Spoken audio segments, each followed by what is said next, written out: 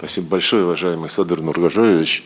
Прежде всего передаю самые теплые приветы от президента Российской Федерации Владимира Владимировича Путина. И сегодня мы с моим коллегой обсуждали, насколько регулярно налажен диалог на высшем уровне.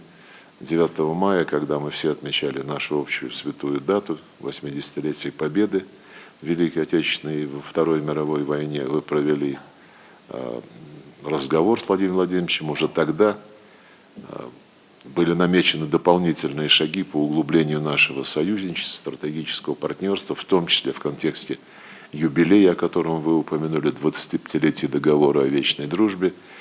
То, что главы государств задают тон в налаживании взаимодействия, в решении задач, которые возникают в самых разных областях, обязывает и нас, как министров иностранных дел, активно обеспечивать скоординированную работу всех органов государственной власти, прежде всего по линии наших правительств, соответствующих министерств, ведомств.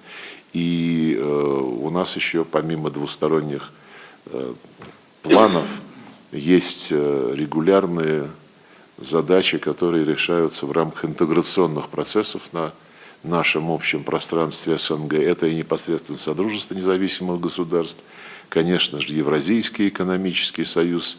На саммите только что вы принимали участие. Это и Содружество независимых государств, и ОДКБ, где сейчас Кыргызстан председательствует. Мы признательны за то, что наши предложения в повестку дня кыргызского председательства были учтены. Мы активно поддерживаем план мероприятий, и завтра состоится Совет министров иностранных дел.